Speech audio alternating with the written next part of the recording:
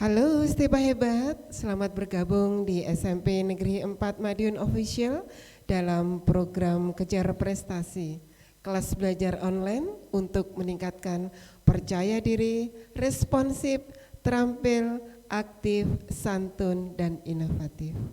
Stepa Hebat, bagaimana kabar kalian hari ini? Bu Reni berharap kalian senantiasa dalam keadaan sehat dan selalu dalam lindungan Tuhan. Amin. Stepa Hebat, kali ini dengan senang hati Bu Reni akan menemani kalian dalam belajar mata pelajaran PPKN kelas 9 semester ganjil yang akan dipandu oleh Ibu Yuli Astuti SPD dengan materi bab 1 yaitu dinamika perwujudan Pancasila sebagai dasar negara dan pandangan hidup bangsa. Jangan lupa siapkan peralatan tulis kalian sehingga kalian dapat mencatat apa yang perlu kalian catat dan mungkin nanti bisa kalian buka kembali jika kalian membutuhkan.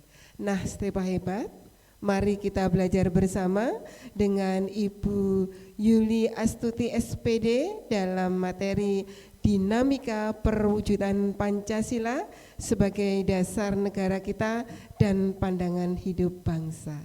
Silakan Ibu.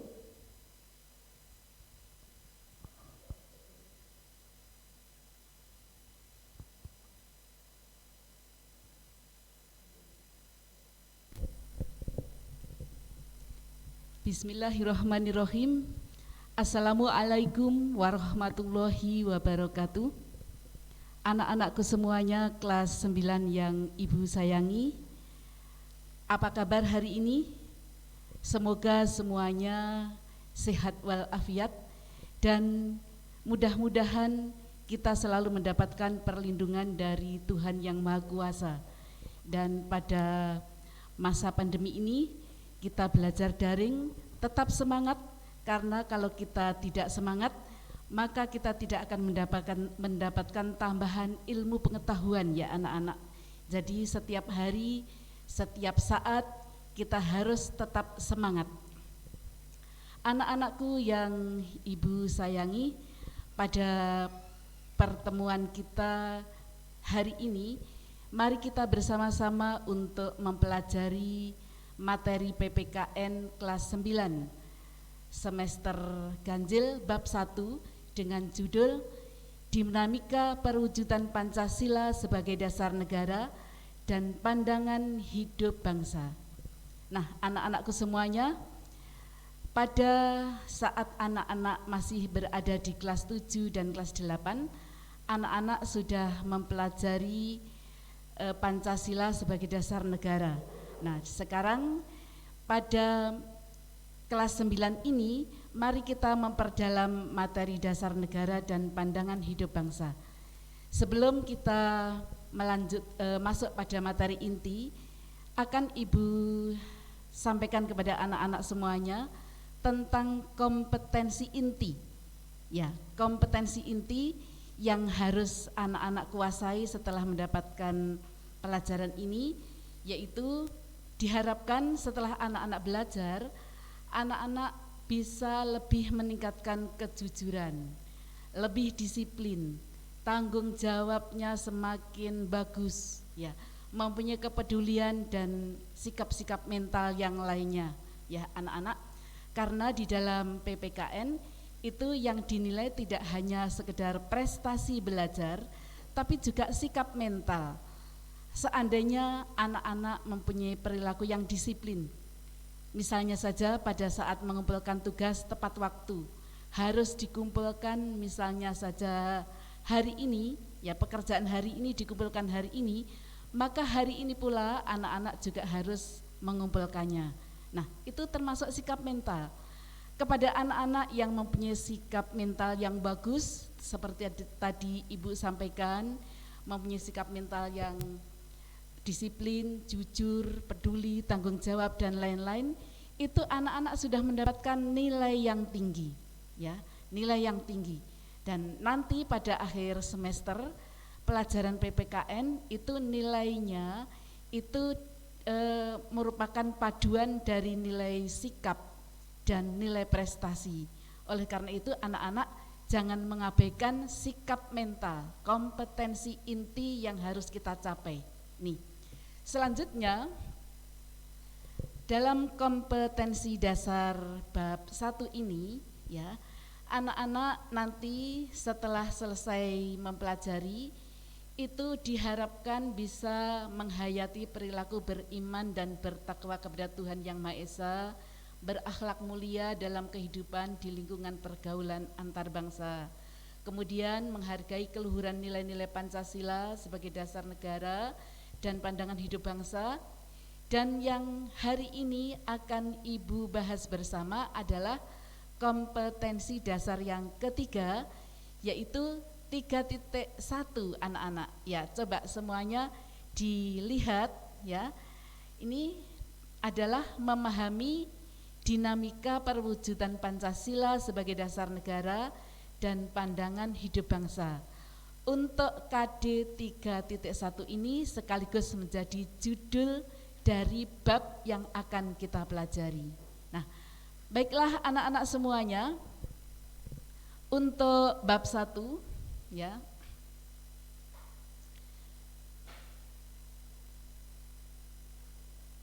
Ini kita mulai dari ini, Pancasila penerapannya dari masa ke masa.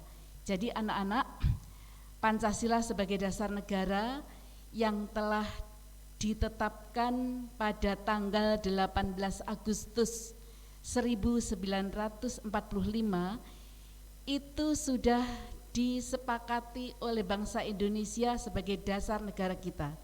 Jadi semua warga negara Indonesia itu harus berperilaku atau mengamalkan nilai-nilai Pancasila dalam kehidupan sehari-hari. Nah, Pancasila sebagai dasar negara itu artinya bahwa Pancasila ini digunakan sebagai landasan dalam penyelenggaraan pemerintahan negara. Jadi negara kita ini dalam melaksanakan berbagai macam kegiatan kenegaraan harus berdasarkan pada nilai-nilai yang terkandung di dalam Pancasila.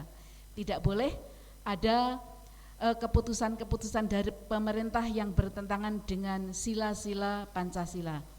Nah, tetapi anak-anak semuanya, ternyata dari masa ke masa Pancasila ini pelaksanaannya mengalami pasang surut.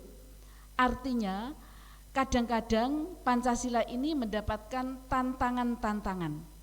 Mari kita pelajari. Yang pertama adalah pelaksanaan Pancasila pada masa awal kemerdekaan.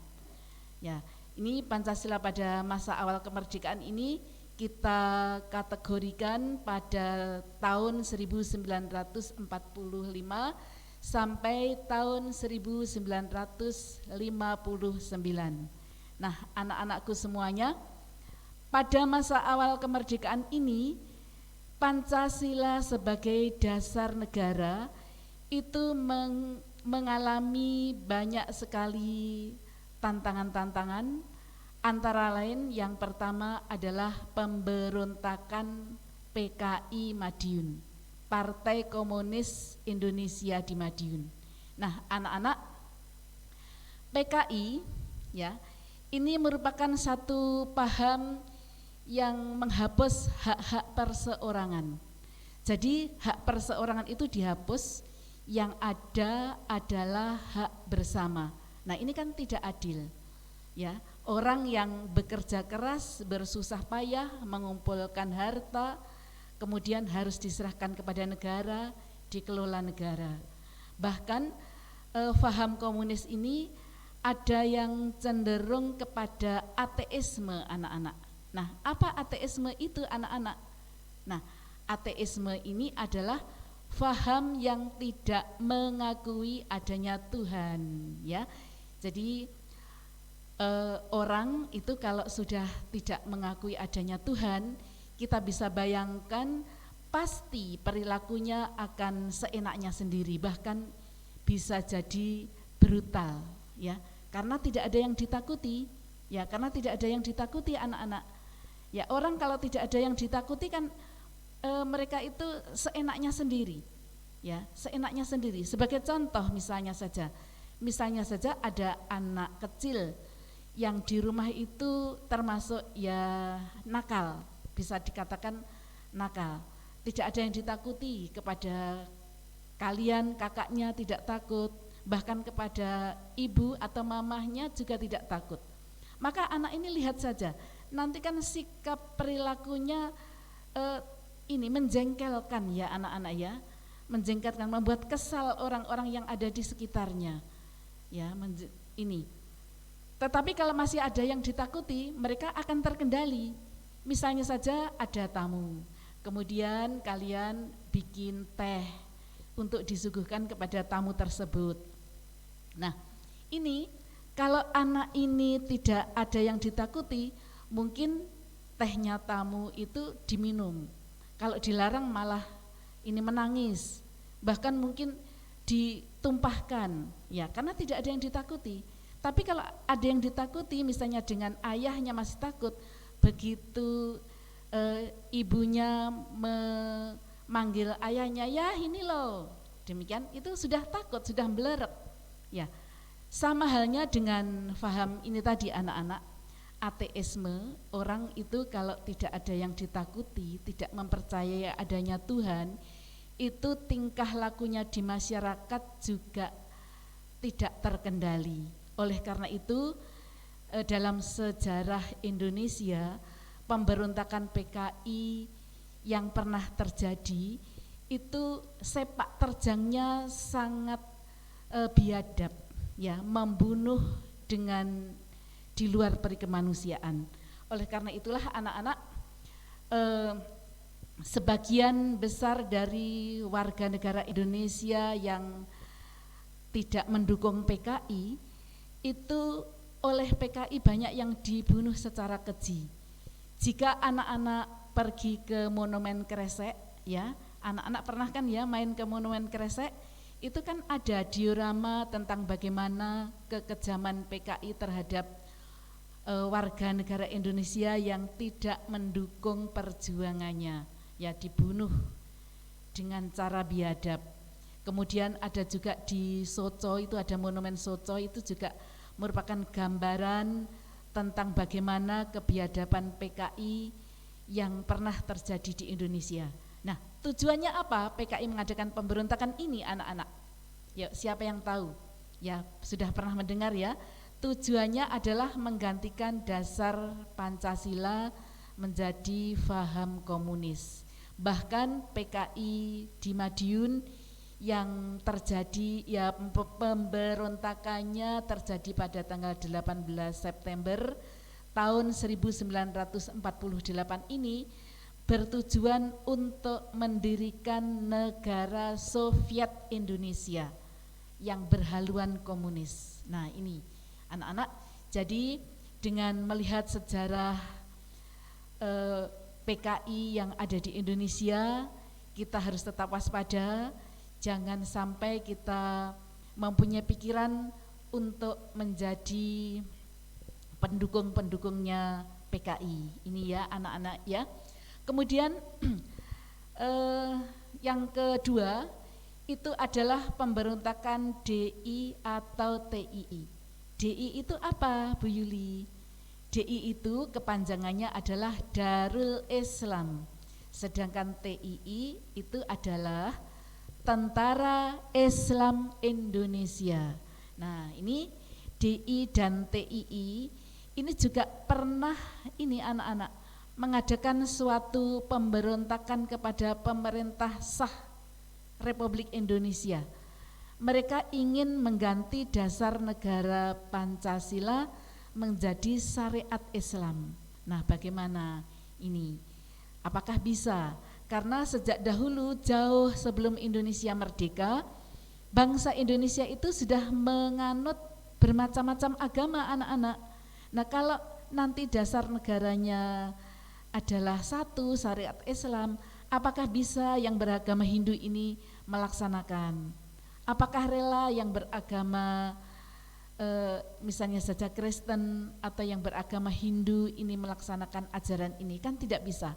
Oleh karena itu gerakan yang dilakukan oleh DI dan TII ya, yang ingin mendirikan Negara Islam Indonesia atau disingkat NII yang dipimpin oleh Kartosuwiryo, ini juga bisa ditumpas oleh pemerintah Indonesia berkat dukungan dari seluruh rakyat Indonesia yang menginginkan tegaknya Pancasila sebagai dasar negara. Nih anak-anak.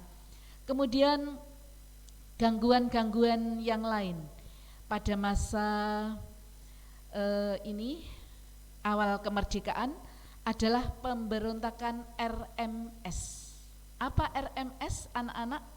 RMS kepanjangannya adalah Republik Maluku Selatan. Nah, Republik Maluku Selatan ini ya dipimpin oleh ini Robert Soumokil. Robert Soumokil ini sebetulnya orang Indonesia, lahir di Surabaya, tetapi pernah sekolah hukum di Leiden di Belanda. Kemudian setelah pulang ke Indonesia, ini mempunyai cita-cita untuk mendirikan baru di negeri kita, yaitu namanya separatis ya anak-anak ya. Separatis itu adalah memisahkan diri dari NKRI. Mereka akan mendirikan negara di dalam negara Indonesia yang disebut dengan Republik Maluku Selatan. Tentu segenap bangsa Indonesia ya, sebagian besar bangsa Indonesia tidak setuju dengan adanya ini. Kan wilayah Maluku itu ada di tengah-tengah peta Indonesia ya anak-anak ya, di tengah-tengah peta Indonesia. Kalau di dalamnya ada negara sendiri, bagaimana ini nanti kan akan mempersulit. Oleh karena itu berkat kerjasama rakyat dan TNI, maka RMS ini bisa digagalkan dan Soumokil ini bisa ditangkap dan diadili oleh pemerintah. Selanjutnya tantangan yang keempat ya, yang menyimpang dari Pancasila pada masa awal kemerdekaan adalah Pemerintah Revolusioner Republik Indonesia atau disingkat PRRI. Nah, apa ini anak-anak? Gerakannya bertujuan untuk apa? Ya, PRRI ini. Ya, PRRI ini ya, ini adalah dilakukan oleh sekelompok orang Indonesia yang ingin memprotes ya, sebagai bentuk protes terhadap pemerintahan Bung Karno yang pada waktu itu dianggap melanggar undang-undang ya. Dan mereka menganggap pemerintahan pada masa itu adalah sentralistik, dipegang oleh penguasa tunggal pada waktu itu ya. Anak-anak, sebetulnya Bung Karno melakukan pemerintahan sentralistik seperti ini tidak salah total, tidak. Karena pada masa itu di negara kita memang banyak gejolak, banyak pemberontakan-pemberontakan, seperti tadi ada RMS, ada PKI, sehingga Bung Karno itu merasa perlu untuk langsung memimpin rakyat Indonesia. Namun ini namanya orang banyak, ini ada juga yang kemudian mengadakan semacam demo-demo begitu ya, memprotes kebijakan Bung Karno dengan mengadakan satu gerakan ini tersendiri ya, yang gerakannya itu disebut dengan PRRI. Kemudian ada lagi yang disebut dengan APRA, Angkatan Perang Ratu Adil. Nah, anak-anakku semuanya, APRA ini dipimpin oleh Kapten Westerling ya, oleh Kapten Westerling.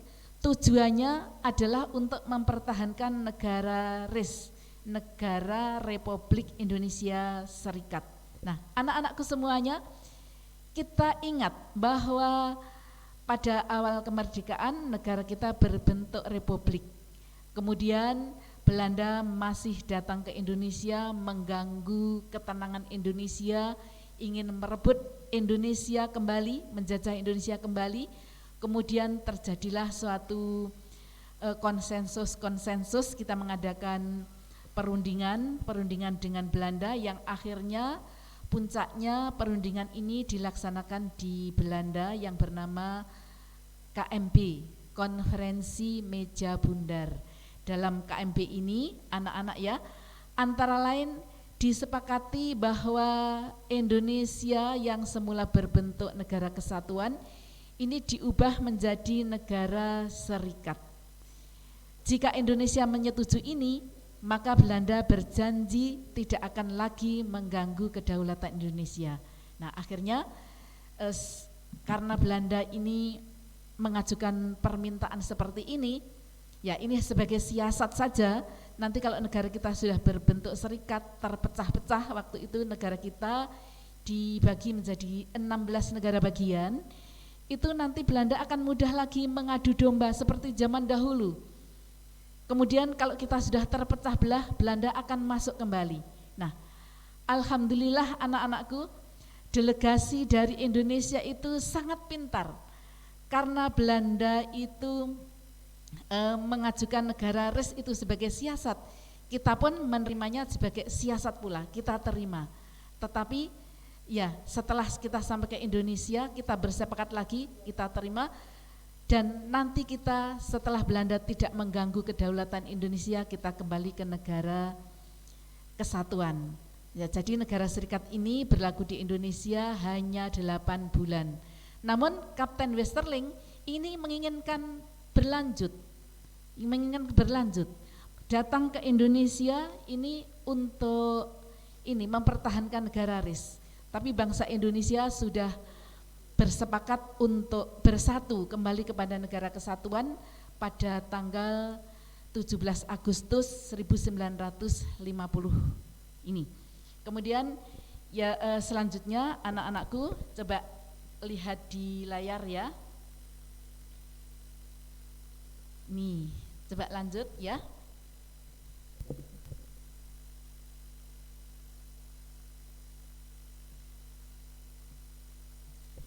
Anak-anak semuanya, tadi kita membahas dinamika Pancasila yang pertama pada masa awal kemerdekaan. Demikianlah pada masa awal kemerdekaan, gangguan-gangguan terhadap pelaksanaan nilai-nilai Pancasila pasang surut dilakukan oleh sebagian warga negara Indonesia yang tidak menyukai Pancasila. Nah, kemudian bagaimana dengan masa berikutnya? Masa berikutnya ini adalah masa penerapan Pancasila pada masa Orde Lama anak-anak atau disingkat Orla. Ini pada tahun 1959 sampai 1966. Nah, pada masa Orde Lama ini anak-anak, Pancasila sebetulnya juga tetap diamalkan oleh sebagian besar masyarakat Indonesia. Karena nilai-nilai Pancasila itu adalah sangat cocok dengan kepribadian bangsa Indonesia, ya, sangat cocok dengan kepribadian bangsa Indonesia. Bukankah sejak dahulu bangsa Indonesia itu sudah sebagai bangsa yang bertuhan, ya, ini ketuhanan yang Maha Esa. Sejak dahulu nenek moyang kita itu sudah terkenal sebagai bangsa yang selalu mau untuk bekerja sama, saling menolong, gotong royong dan sebagainya. Ini sudah sesuai anak-anak dengan kepribadian bangsa Indonesia. Oleh karena itu, pada masa Orde Lama ini sebetulnya bangsa Indonesia sebagian besar ini sudah ini mendukung terhadap Pancasila, tetap menginginkan Pancasila dijadikan sebagai dasar negara Indonesia. Nah, namun dalam kenyataannya pada masa ini juga ada hambatan-hambatan. Nah, hambatan-hambatan apa anak-anak yang terjadi pada masa Orde Lama ini? Ya, pada masa Orde Lama ini kita menggunakan demokrasi terpimpin, ya, yaitu demokrasi yang terpusat pada pimpinan. Ini kan termasuk satu penyimpangan, karena demokrasi di Indonesia itu sebetulnya adalah demokrasi Pancasila, bukan demokrasi terpimpin. Kita mengedepankan musyawarah untuk mufakat. Kemudian ada lagi penyimpangan pada masa Orde Lama anak-anak, yaitu menetapkan bahwa Presiden Soekarno ini akan diangkat sebagai presiden seumur hidup. Nah, bagaimana anak-anak menurut kalian? Berapa tahun sebetulnya masa bakti presiden menurut UUD 1945? Nah, ya, anak-anak semuanya kan sudah tahu bahwa menurut UUD 1945 ini presiden itu menjabat selama 5 tahun dan sesudahnya dapat dipilih kembali. Ya, ini UUD 45 yang asli sebelum diamandemen. Sehingga kalau anak-anak pada mempelajari sejarah, kalau Bapak Soeharto menjadi presiden sampai sekian lama, ya 34 tahun, itu sebetulnya tidak apa-apa karena konstitusi tetap berjalan. Setiap 5 tahun ada pemilu, ya setiap tahun pemilu, kemudian MPR memilih presiden, Pak Harto dipilih kembali, kemudian setelah 5 tahun dipilih kembali, itu sah anak-anak, enggak apa-apa. Karena memang di dalam undang-undang dasarnya, di dalam aturan hukumnya memang seperti itu. Nah, tetapi kalau mengangkat presiden seumur hidup itu baru dikatakan menyimpang. Yang namanya orang hidup itu kan selama mereka masih mempunyai nafas, itu mereka masih hidup walaupun sebetulnya sudah lemah, sudah sakit-sakitan. Nah, ini menyalahi aturan, ini anak-anak ya. Kemudian juga presiden pada waktu itu mengangkat MPR dan DPAS, ini juga termasuk suatu penyimpangan. Nah, selanjutnya anak-anak pada masa Orde Lama ini ada satu ini anak-anak kejadian yang memilukan kembali, yaitu meletusnya gerakan PKI kembali. Ya, pada tahun 1945, 1965 ya anak-anak ya. Saya ulang, pada tahun 1965 ini PKI yang pada tahun 48 lalu di Madiun sudah ditumpas, sudah pernah kita tumpas, itu muncul kembali, mengadakan satu pemberontakan di Jakarta, ingin merebut kekuasaan resmi negara. Mereka kalau sudah berkuasa juga bertujuan ingin menggantikan dasar negara Pancasila menjadi dasar negara komunis. Nah, ini alhamdulillah anak-anak PKI ini bisa kita tumpas lagi, ya, karena ini sepak terjangnya ini betul-betul bertentangan dengan nilai-nilai Pancasila dan nilai-nilai agama serta nilai kemanusiaan yang manapun, ya, anak-anak. Korban-korban pada tahun 1965 ini adalah petinggi-petinggi negara anak-anak. Ya, jadi ada 7 jenderal yang dibantai oleh PKI, kemudian mereka dianiaya sebelum dibunuh, ya, itu dianiaya kemudian diseret, dimasukkan ke dalam sumur tua di daerah Lubang Buaya. Daerah Lubang Buaya itu di Jakarta yang pada masa itu masih merupakan daerah sepi, daerah yang pinggir. Tapi berkat rahmat Allah yang Maha Kuasa, berkat kasih sayang Tuhan, maka kita diberi petunjuk, ya, diberi petunjuk di mana kegiatan PKI yang brutal ini bisa kita ketahui, sehingga tokoh-tokoh PKI pada tahun 65 itu bisa kita tangkap, kemudian diadili oleh pemerintah ini. Kemudian selanjutnya anak-anakku, kita masuk pada masa Orde Baru, ya, atau disingkat Orba. Orde Baru ini berkisar tahun 1967 sampai 1997. Nah, anak-anak bagaimana? Apakah sudah lelah? Nah, baiklah anak-anak semua, sebelum kita meneruskan pada dinamika perwujudan Pancasila dari masa ke masa, kita nanti akan sampai kepada masa Orde Baru. Mari kita refreshing sebentar ya, ice breaking sebentar ya anak-anak. Mari semuanya berdiri, Bu Yuli juga akan berdiri. Kita bersama-sama menyanyikan lagu Garuda Pancasila. Ya, ini Ibu pilih karena lagu ini tepat sekali untuk diterapkan pada masyarakat Indonesia untuk mendukung Pancasila sebagai dasar negara. Ya, mari anak-anak semuanya berdiri. Ya. Ya. Sini ya. Ya, bersama-sama nanti semuanya dari rumahnya masing-masing supaya ikut menyanyikan lagu ini ya anak-anak ya. Ikut menyanyikan lagu ini, Garuda Pancasila.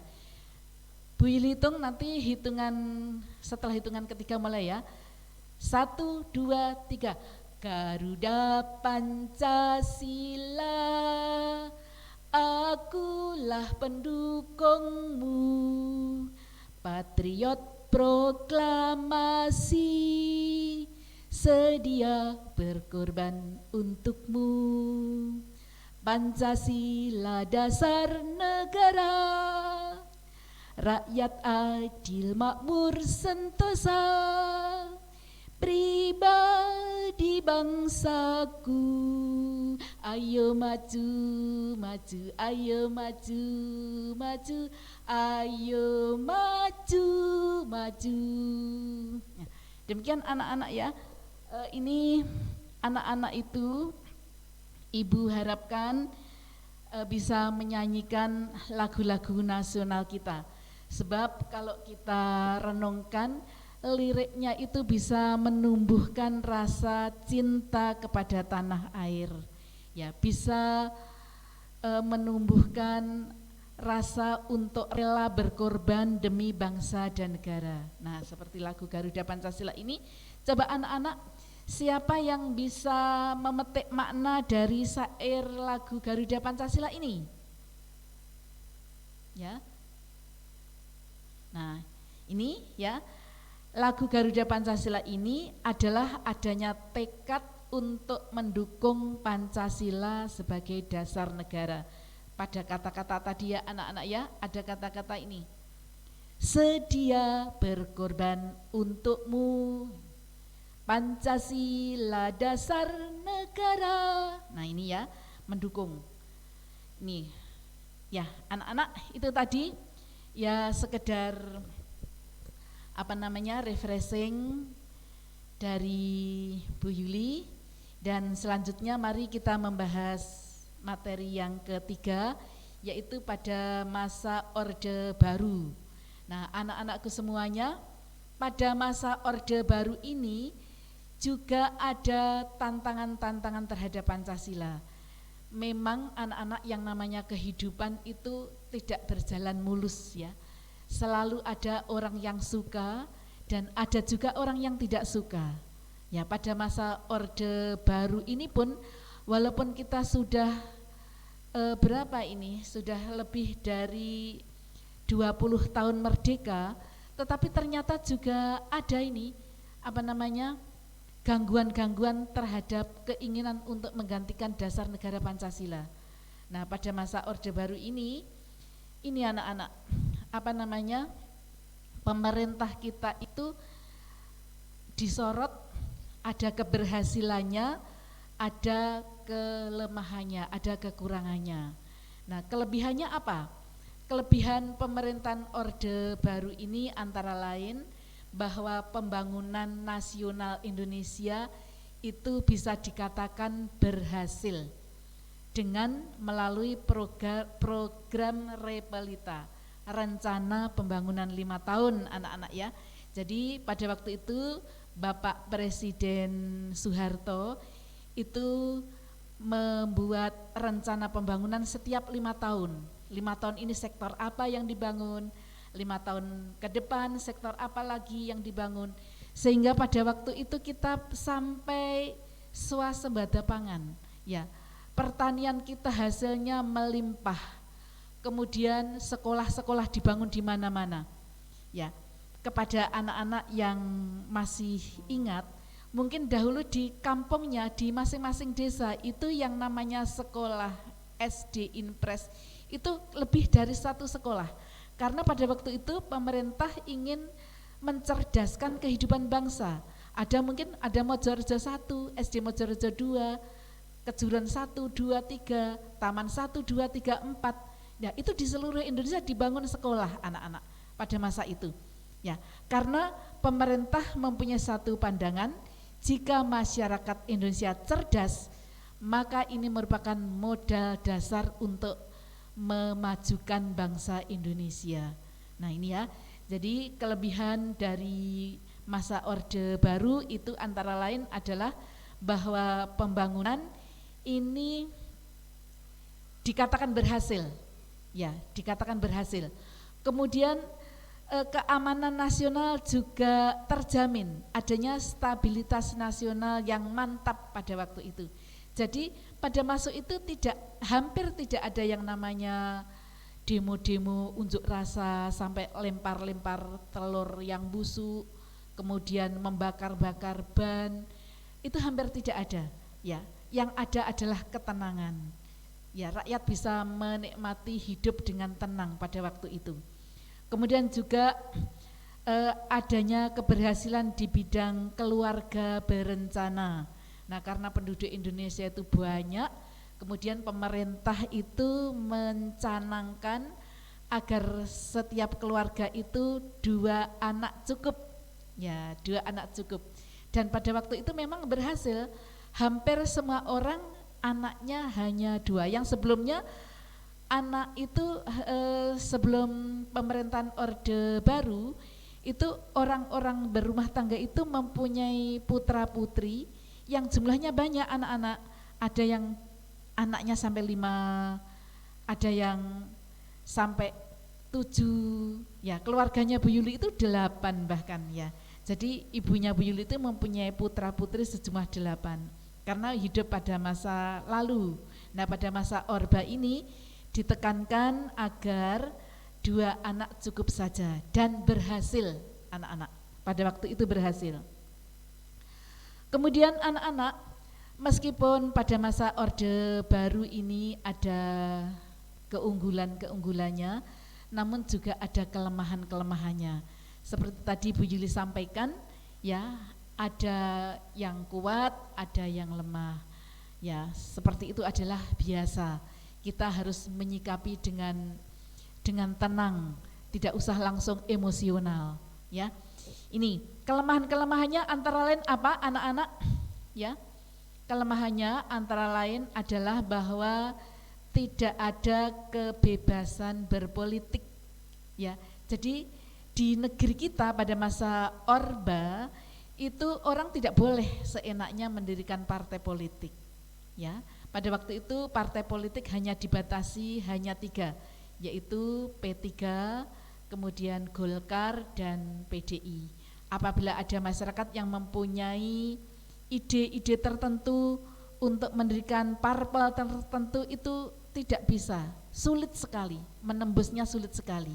Ini. Kemudian kelemahan yang lain adalah adanya ini, kebebasan pers dibatasi. Ya. Jadi koran-koran, majalah dan lain-lain itu tidak boleh sembarangan memberitakan hal-hal yang bisa mengganggu stabilitas nasional. Apabila ada majalah atau koran atau yang lain-lain, tabloid yang lain itu memberitakan tentang berita-berita yang bertentangan dengan kebijakan pemerintah, maka ini akan diberedel, hak terbitnya akan dicabut. Nah, ini kan namanya pengekangan, ya. Nah, itu kelemahan pada masa Orde Baru. Kemudian juga kebebasan berpendapat tidak seperti sekarang ini, ya, dibatasi, ya. Kemudian juga adanya pelanggaran-pelanggaran HAM, hak asasi manusia, misalnya saja peristiwa Tanjung Priok, kemudian lagi ada peristiwa Marsina, dan lain-lain anak-anak. Nah itu anak-anak gambaran tentang dinamika perwujudan Pancasila sebagai dasar negara dan pandangan hidup pada masa Orde Baru ya anak-anak ya. Kemudian lanjut yaitu masa reformasi. Reformasi ini terjadi pada tahun 1998 setelah Bapak Soeharto lengser. Ini sampai sekarang ini disebut masa reformasi anak-anak.